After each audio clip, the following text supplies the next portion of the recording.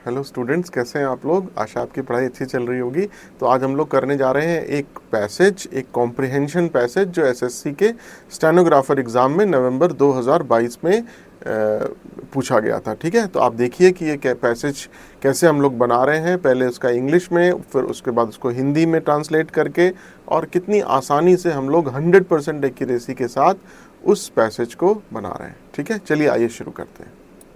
तो ये आपके सामने है एक कॉम्प्रिहेंशन जो एसएससी के स्टेनोग्राफर एग्ज़ाम में 17 नवंबर 2022 को पूछा गया है शिफ्ट 2 में। ठीक है, चलिए तो शुरू करते हैं इसको आप समझिए कि कैसे हम लोग ये कॉम्प्रिहेंशन बना रहे हैं। आशा है कि आपको इसको फ़ोन में पढ़ने में अब ज़्यादा दिक्कत नहीं आ रही होगी। ठीक है, the narrator of this story is a 12-year-old girl who has gone to London with her mother to visit the dentist. Narrator मतलब होता है वो व्यक्ति जो कहानी को बताता है, जिसको हम हिंदी में क्या कहते हैं, सूत्रधार।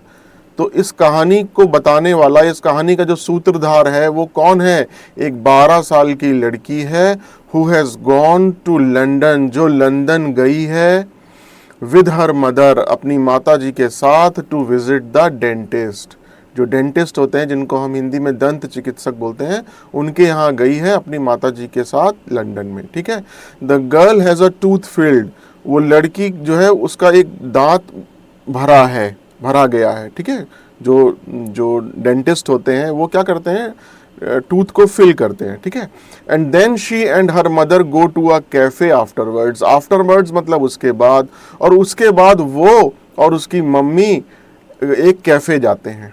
ठीक है, उसकी मदर एक कैफे जाते हैं। When it is time to go home, जब उनका टाइम होता है घर जाने का, दे डिस्कवर, वो ये पाते हैं, that it is pouring rain, कि पानी बरस रहा है। ठीक है, पोरिंग रेन मतलब पानी बरस रहा है। And they have no umbrella, और उनके पास कोई भी अम्ब्रेला, कोई भी छाता नहीं है। पोर करना मतलब किसी चीज़ को डालना। तो पानी जब सड़कों पे डलता है या ऊपर से बहता है तो उसको क्या बोलते हैं, पोरिंग रेन। ठीक है, अगर आप कहते हैं कि किसी को कि थोड़ा चाय इसमें और डाल दो, टी और डाल दो किसी कप में, तो आप क्या बोलेंगे, पोर सम मोर टी। ठीक, they decide to get a taxi. तो जब उनका घर जाने का समय होता है तो उनको ये डिस्कवर करते हैं या उनको ये पता चलता है कि पानी बरस रहा है और उनके पास कोई भी छाता नहीं है। They decide to get a taxi, तो वो एक निर्णय लेते हैं कि वो एक टैक्सी लेने का। While they are watching for a cab, जब वो एक कैब की तलाश कर रहे होते हैं, an old gentleman sheltering under an umbrella approaches them, एक बूढ़ा व्यक्ति जो एक अम्ब्रेला के अंदर छिपा होता है। शेल्टरिंग मतलब किसी चीज़ की आड़ लेना या किसी चीज़ के अंदर छिपना। एक अम्ब्रेला के अंदर, एक छतरी के अंदर छिपा हुआ एक बूढ़ा व्यक्ति उनको अप्रोच करता है, मतलब उनके पास आता है। ठीक है, ही आस्क्स फॉर अ फेवर, वो उनसे एक एहसान मांगता है। एक फेवर मांगना मतलब एक एहसान मांगता है। ठीक है, चलिए आगे। The girl's mother is very distrustful of strange man, जो लड़की की मदर है वो बहुत ही डिस्ट्रस्टफुल है। डिस्ट्रस्टफुल मतलब उनको भरोसा नहीं है स्ट्रेंज मैन पे, जो अनजान पुरुष हैं। स्ट्रेंज मतलब अनजान, जो अनजान पुरुष है उनके ऊपर उस लड़की की मदर को भरोसा नहीं है। The old man explains that he has forgotten his wallet, जो वो बूढ़ा व्यक्ति है वो उनको एक्सप्लेन करता है कि वो अपना वॉलेट यानी अपना पर्स यानी अपना बटुआ, फॉरगॉटन मतलब भूल गया है। And would like to sell, और वो बेचना चाहता है, would like to sell them his umbrella in return for taxi fare back to his home, और वो उनको बेचना चाहता है अपनी छतरी बदले में अपने घर टैक्सी जाने के किराए के लिए। ठीक है, उसको अपने घर जाना है तो उसका जो टैक्सी फेयर है यानी टैक्सी किराया है जो घर जाने के लिए, उसके किराए के बदले में वो एक उनको अपना उसकी छतरी बेचना चाहता है, कि वो उनका टैक्सी फेयर दे दें और उसका वो अपनी छतरी बेच देगा। ही एक्सप्लेन्स, वो उनको एक्सप्लेन करता है क्या, कि that it's a very nice silk umbrella, कि ये बहुत ही अच्छा सिल्क का बना हुआ अम्ब्रेला है। वर्थ 20 पाउंड्स, जिसकी कीमत मार्केट में 20 पाउंड है। ठीक है, तो सिल्क का एक छाता है, सिल्क की छतरी है, और ये इसका मूल्य जो है 20 पाउंड का है, और ये रेशम की छतरी है। But his legs are weak, लेकिन उसकी जो टांगे हैं वो थकी हुई हैं, कमज़ोर हैं। And he simply must take a taxi home, और वो बस एक केवल घर के लिए एक टैक्सी लेना चाहता है। ठीक। The mother likes the sound of the deal, जो मदर हैं, जो लड़की की माँ है, उनको ये जो डील है यानी जो सौदा है वो पसंद आता है। ठीक। But the little girl worries, पर जो लड़की है, जो छोटी लड़की है, उसको चिंता है that they are taking advantage of the old man. उस लड़की को ये चिंता है कि वो उस ओल्ड मैन का, उस बूढ़े व्यक्ति का क्या उठा रहे हैं, फ़ायदा उठा रहे हैं वो लोग। मतलब उस बूढ़े व्यक्ति को ऐसे ही किराया दे देना चाहिए, उससे छाता नहीं लेना चाहिए। ये जो हम कर रहे हैं, इससे हम उस बूढ़े व्यक्ति का फ़ायदा उठा रहे हैं। ठीक है, चलिए आइए। The mother offers to simply give the cab fare, जो माँ है बस उसे टैक्सी का किराया देने की पेशकश करती हैं, उसे ऑफर करती हैं। मतलब सिंपली का मतलब क्या है कि वो चाहती है कि वो उसका जो उसकी छतरी है वो ना दे, छतरी भी अपने पास रख दे, और वो कैब फेयर उसको देना चाहती है। ठीक है, उसकी जो टैक्सी का जो फेयर है, किराया है, वो देना चाहती है। बट ही इंसिस्ट, बट जो बूढ़ा व्यक्ति है वो जोर डालता है that they take the umbrella, कि वो उसकी छतरी ले ले। ठीक। The transaction is made, transaction मतलब सौदा, जो ये सौदा है या जो लेन देन है वो पूरा हो गया। And every one is happy, और सब लोग खुश हैं कि जो बूढ़ा व्यक्ति था वो ये चाहता था कि वो उसका छाता ले लें और किराया दे दें, और जो माँ और बेटी थी उनको छाता मिल गया, छतरी मिल गई, अब उनको टैक्सी नहीं लेनी पड़ेगी, और वो छतरी भी 20 पाउंड की वो कह रहा है वर्थ की, और वो उनको सस्ती मिल गई। As the mother is proudly explaining, जो माँ है वो गर्व से एक्सप्लेन कर रही हैं, समझा रही हैं the importance of correctly judging people, वो महत्व समझा रही हैं कि लोगों को कैसे जज किया जाए, कैसे परखा जाए। जज करना मतलब कैसे परखा जाए सही तरीके से। तो जो माँ है वो प्राउडली मतलब गर्व से ये एक्सप्लेन कर रही हैं कि लोगों को, पीपल मतलब लोगों को सही तरीके से कैसे परखा जाए। द डॉटर नोटिसेस, वो जो बेटी है वो नोटिस करती है कि the old man has quickly crossed the street, कि वो जो बूढ़ा व्यक्ति है उसने जल्दी से वो स्ट्रीट क्रॉस कर ली, वो सड़क क्रॉस कर ली। एंड इज हरिंग अवे, और वो जल्दी से कहीं जा रहा है, वो तेजी से कहीं भाग रहा है या जा रहा है। He doesn't look very tired to me, वो मुझे बहुत थका हुआ नहीं लग रहा है। शी सेड, वो बेटी उसकी बोली कि वो मुझे बहुत थका हुआ नहीं प्रतीत हो रहा है। क्यों? क्योंकि वो बहुत तेजी से सड़क क्रॉस कर रहा था और बहुत तेजी से भाग रहा था। द मदर इज डिसप्लीज्ड, ये देख के मदर जो है वो, उनको खुशी नहीं हुई। प्लीज्ड मतलब खुशी होना, और डिसप्लीज्ड मतलब दुखी होना या खुशी ना होना। He is up to something, वो कुछ तो करने जा रहा है। जब वो इतनी तेजी से सड़क क्रॉस कर रहा है और इतनी तेजी से जा रहा है, he is up to something का मतलब कि वो कुछ तो करने जा रहा है। ठीक, चलिए आगे बढ़ते हैं। They decide to follow him, वो निर्णय लेती हैं उसको फॉलो करने का, यानी उसके पीछे पीछे जाने का। दे डिसाइड मतलब वो निर्णय लेती हैं उसके पीछे पीछे जाने का। एंड फाइंड आउट, और ढूंढने का, और ये पता करने का कि जा कहाँ रहा है, क्या करने जा रहा है। दे क्विकली फॉलो हिम, वो जल्दी से उसका पीछा करती हैं। As he rushes through the rainy street, और जो वो स्ट्रीट है यानी जो वो गलियां हैं जिसमें बारिश हो रही है, वो उसके थ्रू जल्दी से भाग रहा है या जा रहा है, जल्दी जल्दी जा रहा है। ठीक, वहाँ से गुजर रहा है जल्दी जल्दी उन रेनी स्ट्रीट से, उन बरसात भरी स्ट्रीट से, बरसात भरी गलियों से।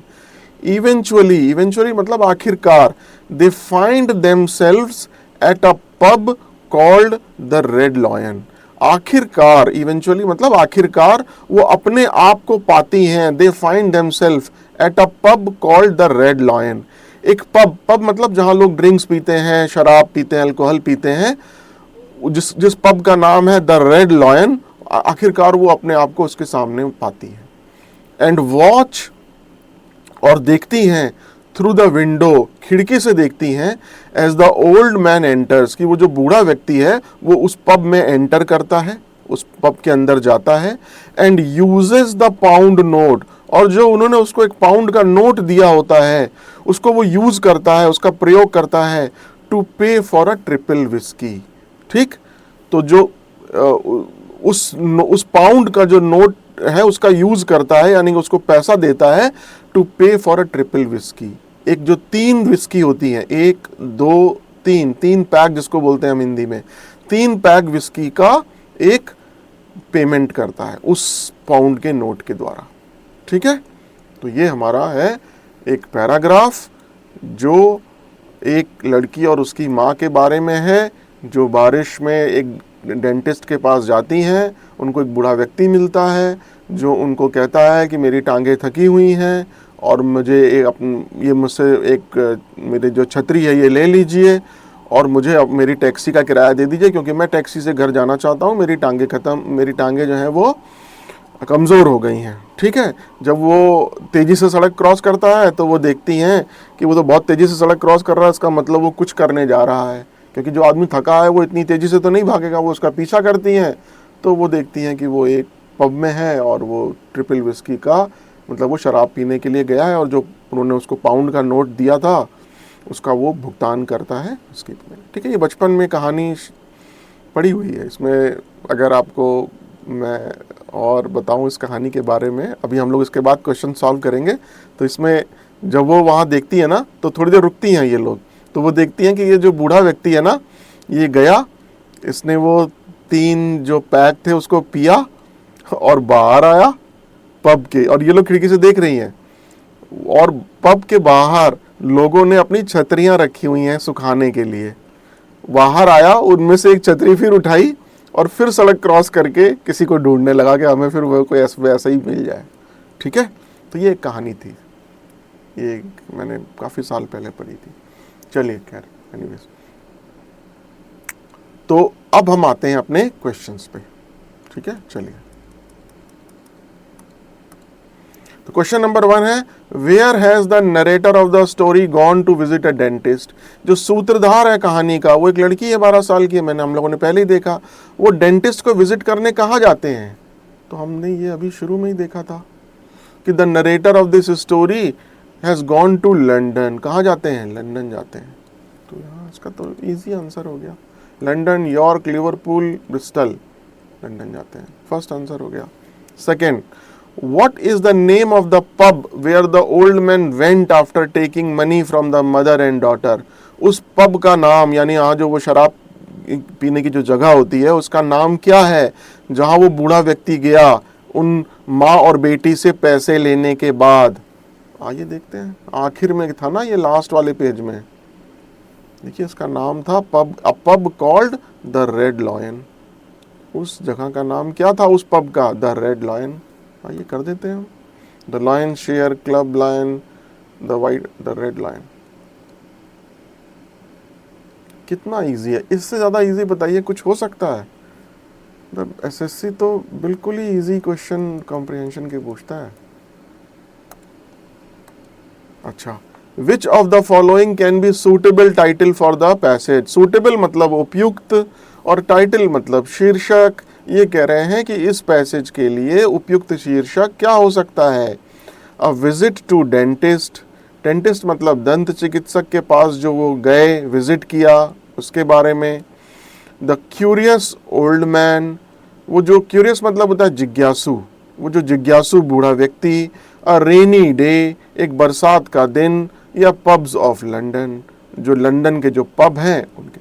तो जब भी आप शीर्षक निकालना चाहें ना किसी का, तो उसका सबसे अच्छा तरीका होता है कि ये देखिए कि जो पैसेज है उसमें ज़्यादातर जो लाइंस हैं वो किस चीज़ के बारे में स्पेंड हुई हैं।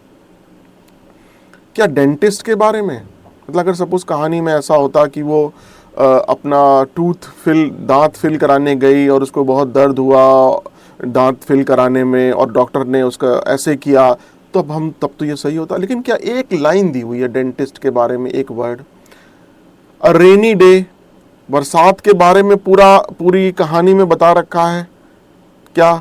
नहीं, ऐसा नहीं है कि बरसात से सड़कें भर गई थी, उनको बहुत दिक्कत हुई, ऐसा भी नहीं है ना। पब्स ऑफ लंदन, केवल एक लाइन में बताया हुआ है कि वो व्यक्ति जिसका वो पीछा कर रहे थे, उस बूढ़े व्यक्ति का, वो फाइनली किस में गया? एक पब में। लेकिन अगर इस पैसेज में देखें तो पूरी बात किसके बारे में बताई गई है? उस बूढ़े व्यक्ति के बारे में। उन्होंने उससे ट्रांजैक्शन किया, उसने बताया कि मेरा छाता ले लो, फिर उसने उसका पीछा किया, लास्ट में उन्होंने देखा कि वो बूढ़ा व्यक्ति पब में गया। तो इस पैसेज में जो ज़्यादातर लाइंस खर्च करी गई हैं, ज़्यादातर लाइंस में किसका यूज़ हुआ है? उस ओल्ड मैन, उस बूढ़े व्यक्ति के बारे में बताने के लिए। तो इसका जो उपयुक्त शीर्षक होगा इन चारों में से वो क्या होगा? द क्यूरियस ओल्ड मैन, वो जिज्ञासु बूढ़ा व्यक्ति। ठीक है, तो इसका आंसर हो गया second. Question number 4, according to the passage के अनुसार which of the following statement is correct? इनमें से कौन सा जो स्टेटमेंट है वो सही है? अच्छा, पहला स्टेटमेंट क्या है? Mother gave only the cab fair and did not took the umbrella in return. जो माँ थी उसने केवल कैब फेयर दी और उसने उसका अम्ब्रेला नहीं लिया उस बूढ़े व्यक्ति का उसके बदले में। अब आइए देखते हैं। शुरू में ऐसा करता हूँ मैं, पहले तो इसको ना ये वो हटा देता हूँ सारी लाइंस ताकि क्लियर हो जाए। ठीक, अब अगर यहाँ देखिए तो क्वेश्चन क्या था? क्वेश्चन ये था कि स्टेटमेंट क्या है कि मदर ने केवल उस बूढ़े व्यक्ति को उसकी टैक्सी का किराया दिया और बदले में अम्ब्रेला या छतरी नहीं ली। तो यहाँ क्या कह रहे हैं ये?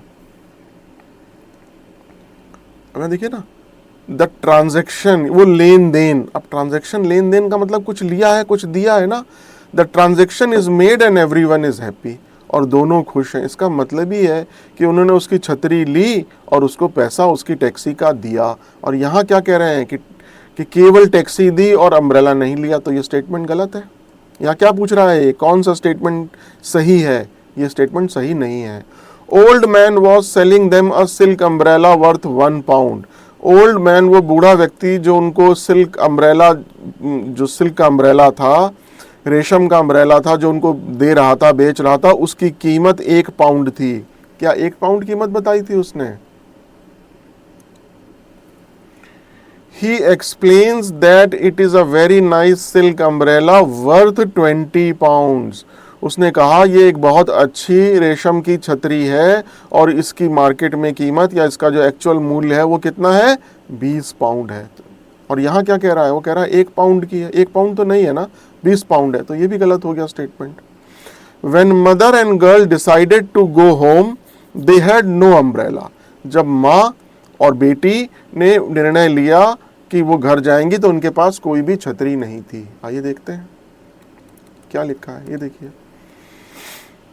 When it is time to go home, जब घर जाने का निर्णय लिया, they discover, उन्होंने पाया कि it is pouring rain, कि बरसात हो रही है, and they have no umbrella, और उनके पास कोई भी छतरी नहीं है।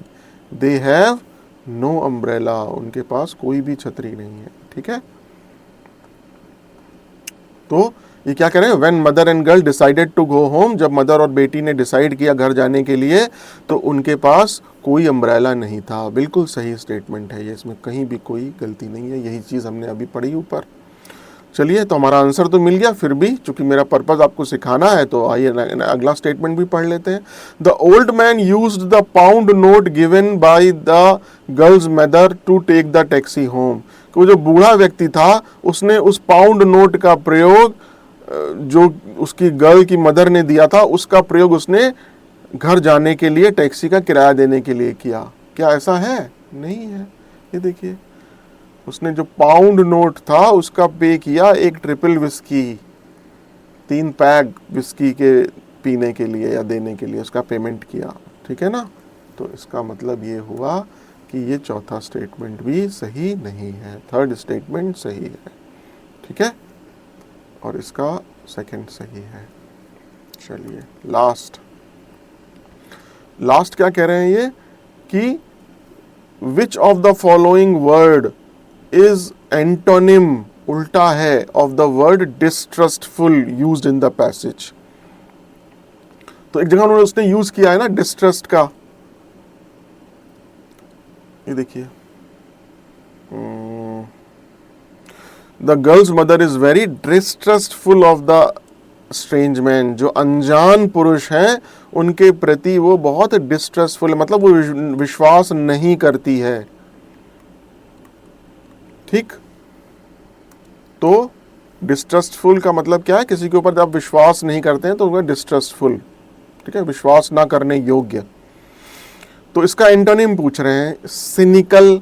सिनिकल का मतलब क्या होता है, कोई ऐसा व्यक्ति जो किसी चीज पर विश्वास करने को तैयार नहीं है। हम बोलते हैं ना he is a cynical man, मतलब कि वो ऐसा व्यक्ति है जिसको हर आदमी जो है बेकार नजर आता है, हर आदमी बेईमान नजर आता है, हर आदमी बेकार, मतलब जो अच्छा नहीं है वो नजर आता है, ये होता है सिनिकल। तो ऐसा तो नहीं हुआ, इसका उल्टा तो नहीं हुआ सिनिकल।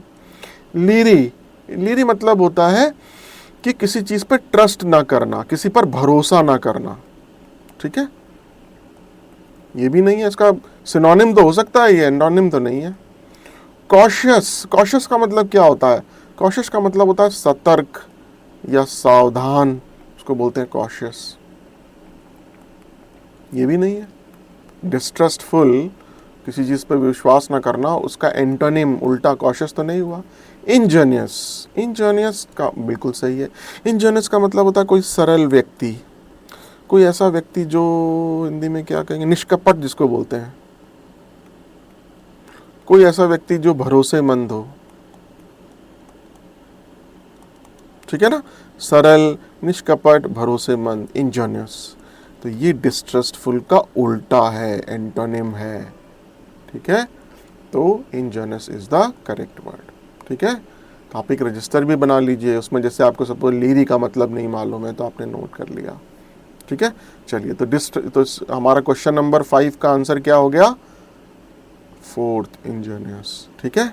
चलिए, तो आज हमने ये एक पैसेज किया जो एसएससी के स्टेनो में पूछा गया था, और 17 नवंबर 2022 को शिफ्ट 2 में, ठीक। और देखिए कितनी आसानी से किया हमने, पैसेज भी बहुत आसान, और हमने 100% एक्यूरेसी के साथ अपने ये चारों क्वेश्चंस कर लिए। मैंने आपको ये भी बताया कि जब भी आप किसी क्वेश्चन को, मैं ये टाइटल ढूंढना हो किसी स्मॉल पैसेज में, तो ये देखिए आप कि पैसेज में लाइंस ज़्यादा कहाँ स्पेंड की गई हैं, किस चीज़ को बताने में, ठीक है।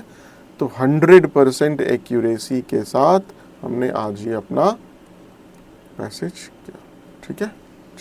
तो ये आपने देखा कि हम लोगों ने आज एक पूरा पैसेज किया जो एसएससी स्टेनोग्राफर एग्ज़ाम में पूछा गया था नवंबर 2022 में, और आपने देखा कि इसको हमने कितनी आसानी से कंप्लीट किया 100% एक्यूरेसी के साथ, ठीक है। चलिए, आप मेरे साथ बने रहे, आपका बहुत बहुत धन्यवाद। अब अगला हम लोग एक लॉन्ग वीडियो किसी और टॉपिक पे शुरू करेंगे, और मैं 1-2 दिन के अंदर ही उसकी शायद प्लेलिस्ट भी बना दूंगा, ठीक है, जैसे मुझे टाइम मिलता है। चलिए, थैंक यू सो मच।